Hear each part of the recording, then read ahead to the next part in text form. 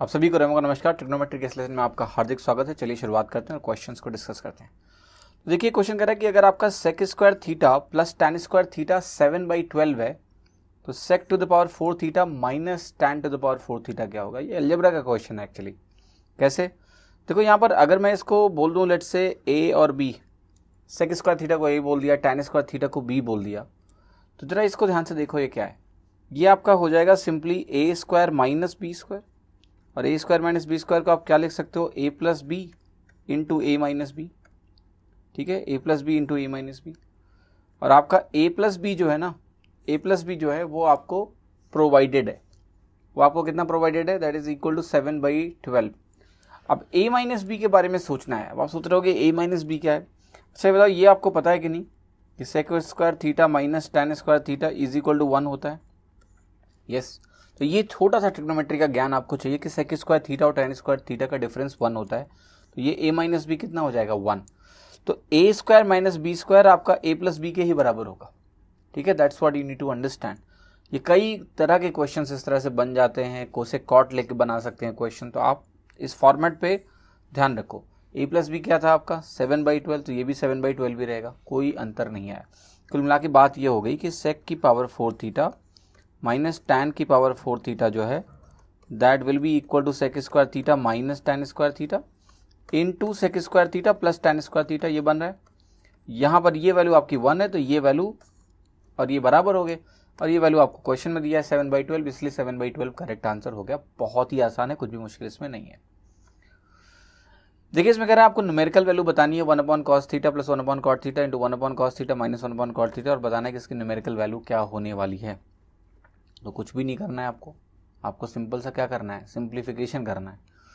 तो आप कहोगे ये a प्लस बी है, ये a माइनस बी है, तो अल्टीमेटली क्या बन जाएगा आपका a square minus B square, ऐसा बनेगा। ये आपका बन जाएगा सेक स्क्वायर थीटा, ये बन जाएगा आपका माइनस कॉट स्क्वायर थीटा, और वैल्यू आपको क्या दे देगा उठा के 1। Sec square theta minus tan square theta बनेगा, और tan स्क्वायर थीटा और सेक स्क्वायर थीटा का ये रिलेशनशिप होता है, 1 के बराबर हो गया। कुछ भी मुश्किल नहीं था। इस इक्वेशन में आप एक काम और भी कर सकते थे कि थीटा की वैल्यू रख देते। थीटा की वैल्यू आप रखते हो, थीटा की वैल्यू आप रखते क्या, थीटा की वैल्यू आप 90 डिग्री रख सकते थे। ठीक है, अब देखो जरा ध्यान से, अगर थीटा 90 डिग्री रखोगे तो कॉस अनडिफाइंड नहीं हो जाएगा। जी हाँ, कॉस अनडिफाइंड हो जाएगा, इसलिए आप थीटा 90 डिग्री यहाँ नहीं रख सकते हो।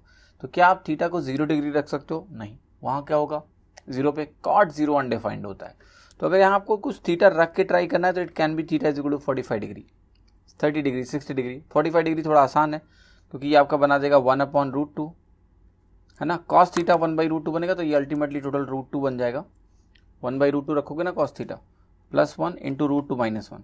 तो देखिए कैलकुलेशन कितनी आसान है, 2 - 1 आपका 1 आ गया, तो वही आपका करेक्ट हो गया। तो अगर आपको ये रिलेशनशिप नहीं भी पता है then also you can go ahead, value रखो थीटा के वैल्यू 45 डिग्री और आंसर आपको तुरंत मिल जाएगा। ठीक है,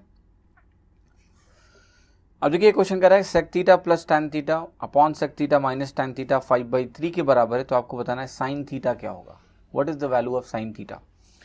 तो देखो ये जो भी एक्सप्रेशन आपके सामने दिया हुआ है, थोड़ा सा इसको इत्मीनान से और आराम से अंडरस्टैंड करो। ठीक है, कि इसको आप कैसे सॉल्व करोगे इसको आगे ले जाके।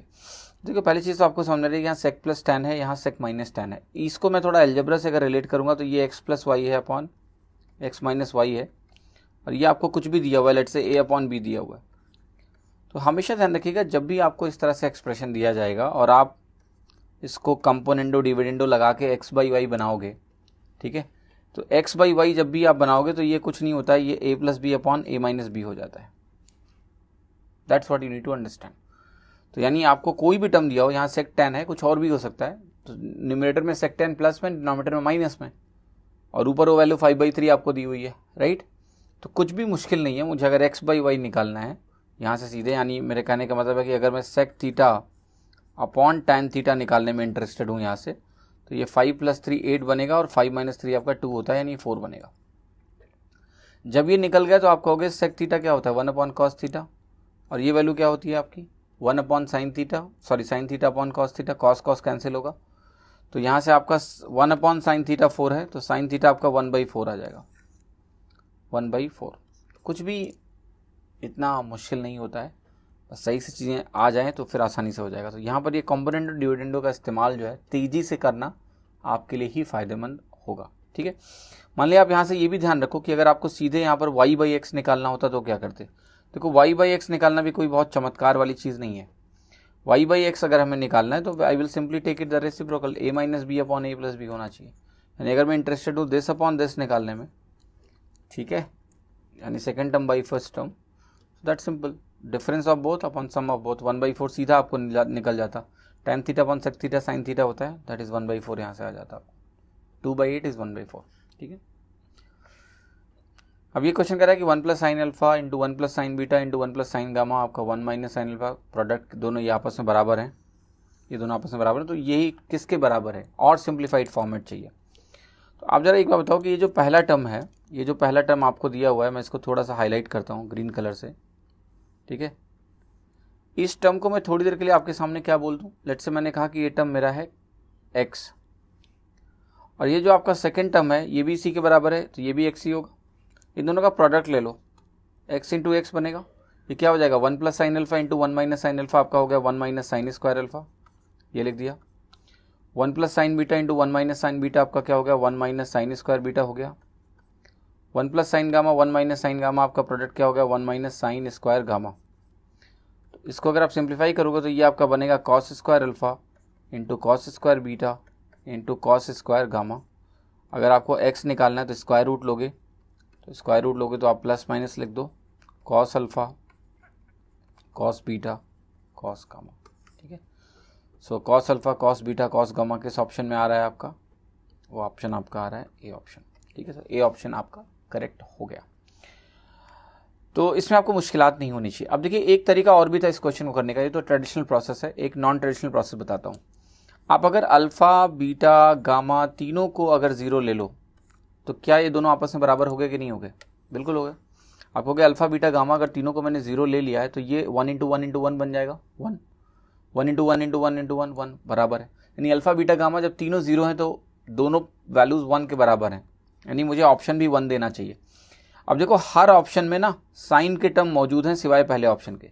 जहां भी साइन का टर्म होगा, कोई भी, चाहे अल्फा के साथ हो, चाहे बीटा के साथ हो, चाहे गामा के साथ हो, एक भी साइन अगर आ रहा है तो जीरो रखने पे वो तो जीरो हो जाएगा। प्रोडक्ट में अगर एक वैल्यू भी जीरो है तो पूरा प्रोडक्ट जीरो हो जाएगा। यानी अगर मैं चाह रहा हूं कि मेरा प्रोडक्ट मुझे 1 दे तो मैं तीनों नॉन जीरोज वैल्यू चाहता हूं। कॉस अल्फा यानी साइन के टर्म तो चलेंगे ही नहीं, यहाँ पर साइन ना अल्फा के साथ है, ना बीटा के साथ है, ना गामा के साथ है। हम जब कॉस कॉस कॉस तीनों लेंगे तभी सही होगा। ये देखो तीनों क्या हुआ, इनकरेक्ट हो गए, बिकॉज तीनों में साइन का टर्म आ रहा है किसी न किसी एंगल के साथ, तो it can not be correct. मैं बार बार वही बोल रहा हूँ कि आपको अगर कुछ भी स्ट्राइक नहीं कर रहा है, आप हमेशा वैल्यू से ट्राई करो, it will help you out in 60-70% questions to get the answer. ठीक है, तो आप ट्रेडिशनल चीज़ों को भी सीखो, बट वैल्यूज में एफिशिएंट होना आपको बहुत आगे लेके जाता है, तो ये ध्यान रखना। अब देखिए ये क्वेश्चन ध्यान से देखते हैं कि ये एक्सप्रेशन दिया है, उसको सिंप्लीफाई करके हमें कुछ tan और cot का एक एक्सप्रेशन निकालना है, राइट। तो जरा देखते हैं इसको कैसे कर सकते हैं। tan cot मेंटेन रखना है तो उसको हम हटाएंगे नहीं, कुछ करने की कोशिश करते हैं। देखो पहला जो एक्सप्रेशन है, दूसरे एक्सप्रेशन में 1 माइनस tan थीटा है, पहले एक्सप्रेशन में 1 माइनस cot थीटा है। तो जरा कोशिश करते हैं कि टर्म एक तरह दिखे।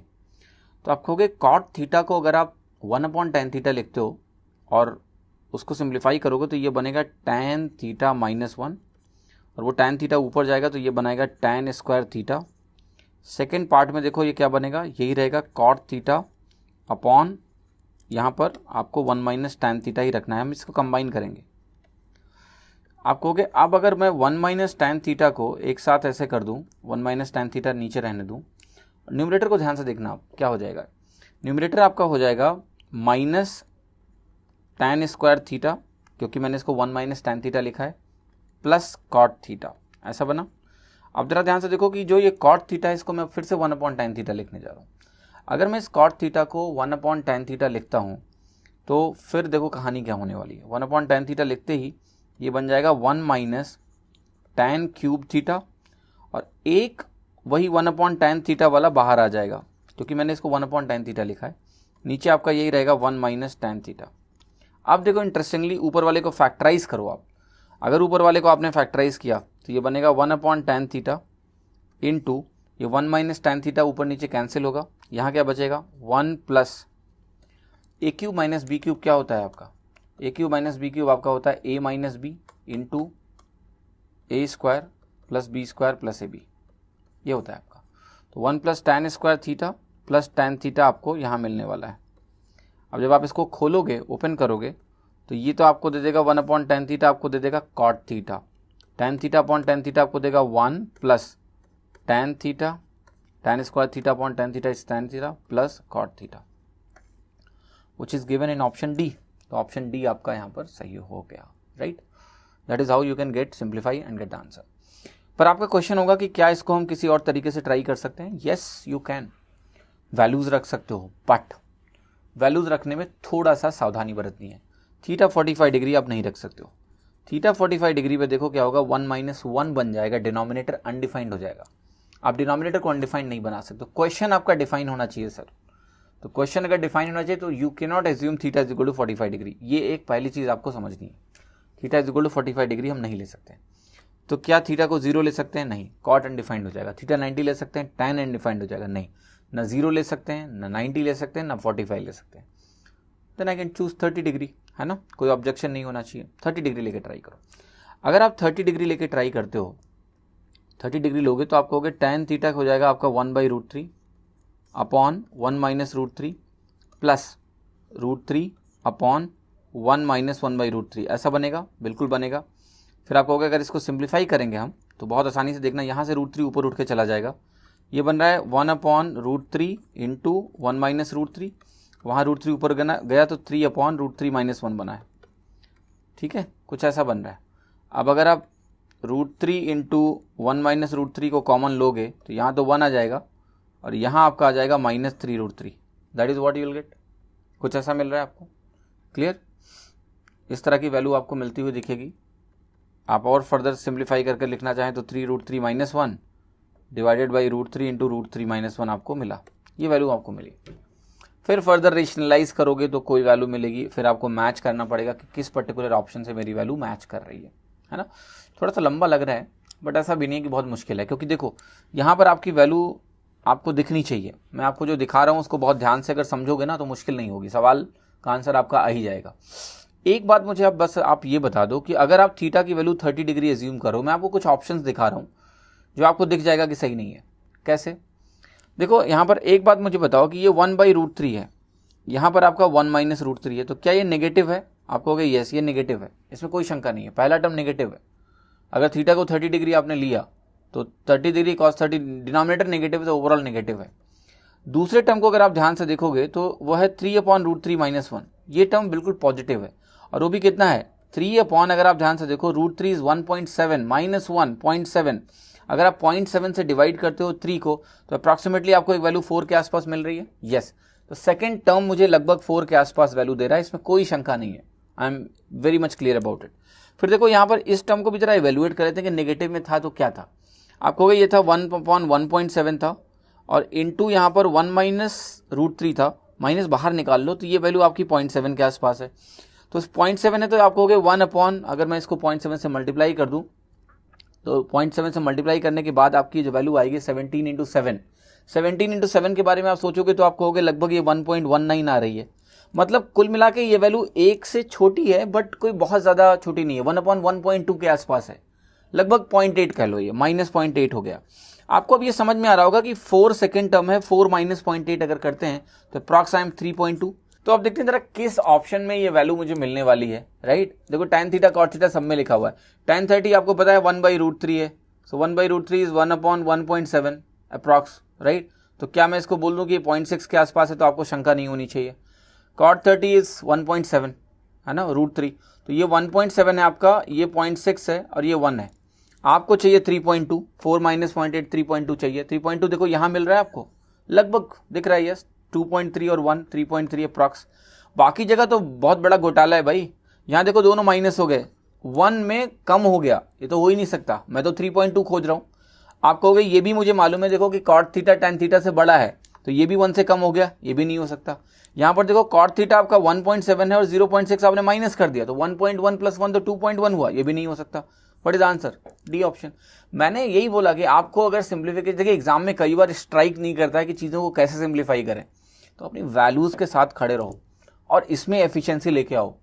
Just quick calculation in this way will make you do wonders in the exam, right. तो ये चीज़ें हैं, ये मेरी स्किल्स हैं कि मैं रफली अप्रॉक्सीमेट कर पाता हूँ, आप भी कर सकते हो अगर आप इस तरह से सोचते हो, बहुत कॉम्प्लेक्स नहीं। जैसे यहाँ पर अगर आप आगे चले गए तो फंस गए, यहीं अप्रॉक्सीमेट कर लो ना, अप्रॉक्सीमेट करके वैल्यूज देख लो, आंसर आ जाएगा, ठीक है। That will be very easy for you. देखिए इस एक्सप्रेशन की वैल्यू निकालनी है, आपको एक एक्सप्रेशन दिया हुआ है, अगर इसकी वैल्यू बता दो क्या है। तो देखिए सबसे पहले तो दिमाग में आपके आना चाहिए कि भाई कोई वैल्यू रख के देखते हैं पहले। तो मैं कहूँगा कॉट है, टैन है, 090 तो नहीं रख सकते। 090 अगर नहीं रख सकते तो क्या वैल्यू रख सकते हैं, 45। आप कहोगे बिल्कुल रख सकते हो। 45 रखते ही देखो ये बन जाएगा 1 + 1 2 माइनस √2। ये वैल्यू क्या बन जाएगी आपकी, ये वैल्यू आपकी बन जाएगी 1 + 1 2 प्लस √2। 2 माइनस √2 और 2 + √2 अगर है, इसका प्रोडक्ट आप निकालोगे तो ये बनेगा 2 × 2 = 4 माइनस √2 का स्क्वायर 2, यानी आंसर आपका कितना आ गया 2। तो द करेक्ट आंसर जो यहाँ पर आपको मिलेगा that will be equal to 2। कुछ भी ऐसा कॉम्प्लेक्स सा केस यहाँ मुझे नहीं दिखा, राइट। आसानी से आप वैल्यूज निकाल पाए। कब वैल्यू रखे, क्योंकि थीटा को एक्सप्रेशन क्या कह रहा है कि एक एक्सप्रेशन थीटा में है, ऑप्शन क्या कह रहा है कि एक कांस्टेंट आंसर आने वाला है, यानी थीटा की कोई भी ऐसी वैल्यू लें जिसके लिए क्वेश्चन हमारा अगर डिफाइंड है तो मेरा आंसर वही आना चाहिए बार बार। So that is why answer is 2 here, very simple. अब देखो इसको अगर आपको फर्दर सिंप्लीफाई करना है कि भाई नहीं मुझे इसको सिंप्लीफाई करके देखना है, there are many ways possible. पहला तरीका मैं आपको बताता हूँ कि इसको ना सीधे मल्टीप्लाई कर लो। मल्टीप्लाई करोगे तो आपको देखो क्या क्या मिलेगा। ये 1 के साथ आपको मिलेगा 1, लिख लो 1। फिर 1 के साथ आपको मिलेगा यहाँ पर tan थीटा, ये भी लिख लो।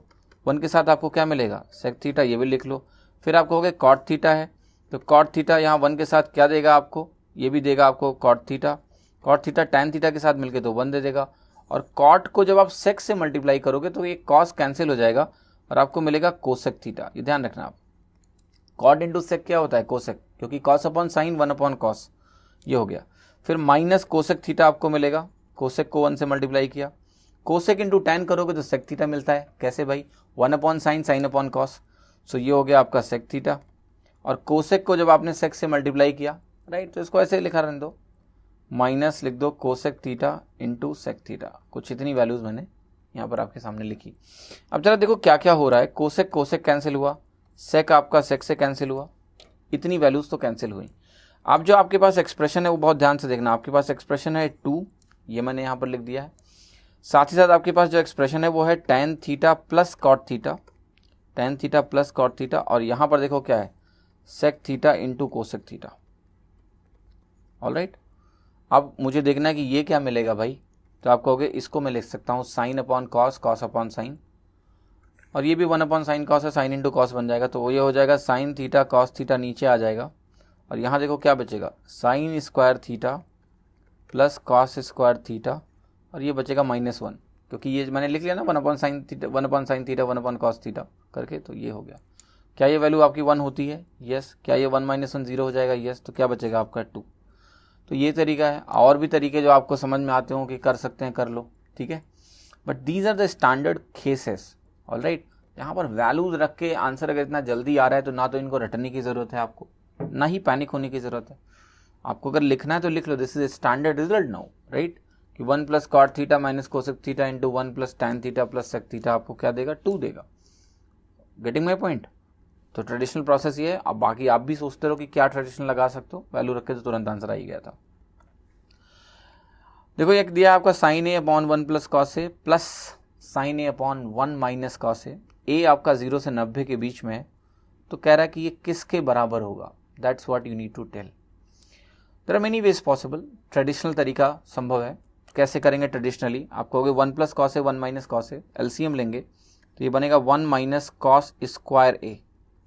न्यूमरेटर आपका बनेगा साइन ए इंटू 1 + cos ए, सॉरी साइन ए इंटू 1 - cos ए एक बार बनेगा। मैं साइन ए को बाहर ही निकाल लेता हूँ, साइन ए बाहर निकल चुका है, तो 1 - cos ए यहाँ मिला, और यहाँ आपको मिलेगा 1 + cos ए।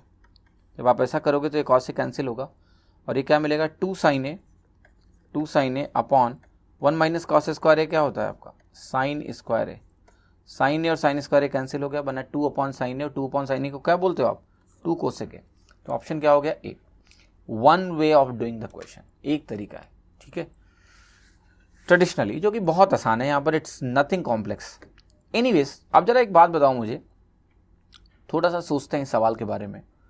कि क्या होता अगर मैं ए को 90 डिग्री ले लेता। तो ए को आप कहोगे क्वेश्चन के हिसाब से 90 डिग्री हम ले नहीं सकते, बिकॉज उन्होंने एक लिमिट लगाई है कि ए 0 से 90 के बीच में ही होना चाहिए। क्लियर। लेकिन मेरा आपसे छोटा सवाल है कि अगर ये एक्सप्रेशन मैंने आपके सामने उठा के लिख दिया है, और इस एक्सप्रेशन की आप कोई वैल्यू सॉल्व करके निकाल रहे हो, कोई एक्सप्रेशन की आपने वैल्यू सॉल्व करके निकाली, ओके, तो क्या 90 डिग्री पे कुछ ऐसा हो रहा है कि ये अनडिफाइंड हो जाएगा? नहीं, क्वेश्चन स्टेटमेंट 90 डिग्री पे डिफाइंड है। अगर कोई ऑप्शन इसमें से करेक्ट है, इसका मतलब क्या है कि इस एक्सप्रेशन को सिंप्लीफाई करने पे वो एक्सप्रेशन मिल रहा है। तो एक एक्सप्रेशन है, उसको सिंप्लीफाई करने पे एक एक्सप्रेशन मिल रहा है, वो ऑप्शन में लिखा हुआ है। तो क्या वो 90 डिग्री पे वायलेट कर जाएगा? नहीं भाई, क्वेश्चन वायलेट नहीं कर रहा 90 डिग्री पे, तो वो क्यों कर जाएगा? तो 90 डिग्री उन्होंने भले ही लिख रखा है कि आप नहीं ले सकते हो, आप ले सकते हो। कम से कम कुछ ऑप्शंस एलिमिनेट कर पाओगे आप। कई बार तो होता है 3 एलिमिनेट हो जाते हैं। ये समझना है लेकिन कि क्यों कर सकते हैं, क्योंकि हमारा 90 डिग्री पे क्वेश्चन डिफाइंड है, और अगर किसी एक्सप्रेशन को हम सिंप्लीफाई करके कोई एक्सप्रेशन निकालेंगे तो वो 90 डिग्री पे भी वैलिड होगा। हाँ, 0 पे नहीं होगा। क्यों? 0 पे 1 माइनस कॉस ए 0 हो जाएगा, और डिनोमिनेटर में जब भी 0 होता है तो वो अनडिफाइंड होता है। 0 हम नहीं सोच सकते हैं, लेकिन हम 90 सोच सकते हैं। तो 90 सोचते ही आप कहोगे कि भाई यहाँ 90 रखते ही आप खुद मुझे बताओ साइन 90 क्या होता है? क्या साइन 90 आपका 1 होता है? आप कहोगे यस। कॉस 90 0 होता है, 1/1 लिख लिया, प्लस 1 कॉस 90 0 होता है, तो ये भी 1/1 आ गया। अल्टीमेटली जब कॉस ए 0 हो गया 90 पे, तो दोनों टर्म क्या है? साइन A/1 और वो भी 1/1, यानी टोटल वैल्यू मेरी 2 आ रही है। अब देखो, ए की वैल्यू 90 डिग्री रखने पे कहाँ 1 आ रहा है? 2 आ रहा है। 90 डिग्री रखने पे एक तो आप कहोगे यहाँ 2 आ रहा है, क्लियर, यहाँ 2 आ रहा है, और एक आप कहोगे ये तो 0 है, तो नहीं हो सकता क्योंकि 2 आना चाहिए 90 पे। ये तो अनडिफाइंड हो जाता है 90 पे, इसकी तो हम बात ही नहीं करेंगे। अब पहला सही है या फिर तीसरा सही है? अब जरा एक बात बताओ मुझे, तीसरा क्यों नहीं सही है, मैं समझाता हूँ। आप तीसरा सही होने का मतलब क्या? ये साइन ए है, ये साइन ए है। अब नीचे अगर दोनों बराबर होते और वो दोनों 1 के बराबर होंगे तब तो 2 साइन ए मिलेगा। नीचे दोनों बराबर होते, मैं अब बात कर रहा हूँ कि नॉन 90 डिग्री एंगल की, कोई नॉन 90 डिग्री एंगल एज्यूम कर रहा हूँ, तो 2 साइन ए तो तब आएगा भाई जब आप कहोगे दोनों नीचे 1 हो जाए, ठीक है, तब मुझे 2 साइन ए मिल जाएगा, जो कि यहाँ होता हुआ दिख नहीं रहा है। That's why 2 cosec is the right answer. Transformation तो कुछ ना कुछ होगा।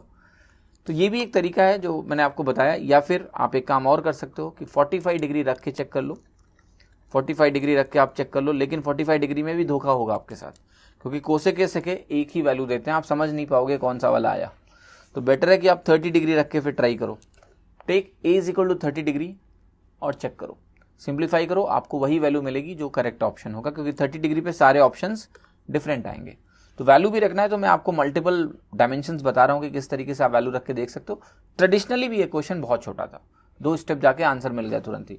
Easily it can be done, nothing complex. Even mentally कर सकते हो आप कि डिनोमिनेटर में 1 माइनस कॉस स्क्वायर है, ऊपर बचेगा 2 साइन है, तो वो हो गया आपका 2 कोसेक है अल्टीमेटली। ठीक है, चलो ये सवाल देखो।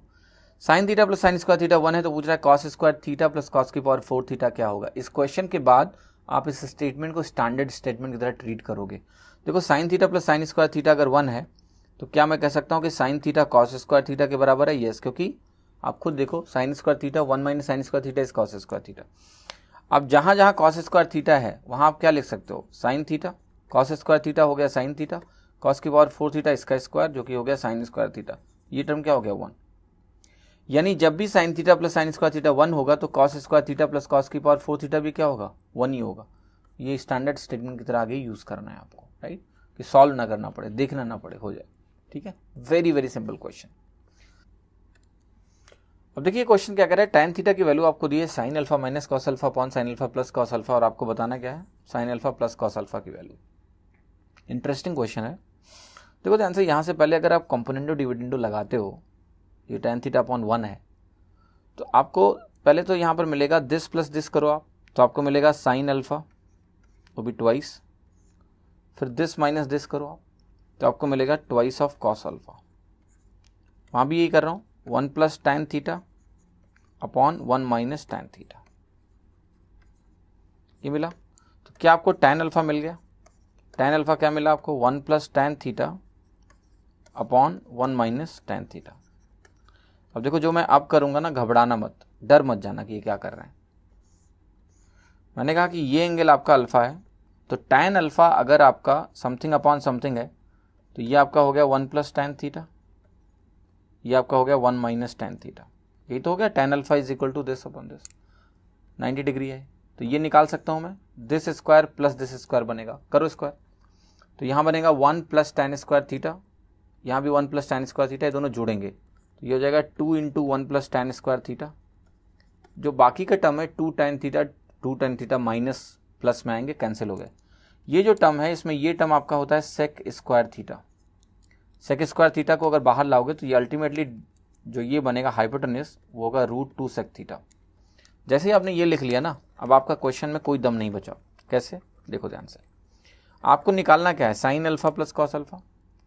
तो sine alpha plus cos alpha अगर आप निकालते हो तो क्या होगा, दिस अपॉन दिस, यानी आपका बना 1 plus tan theta upon √2 sec theta.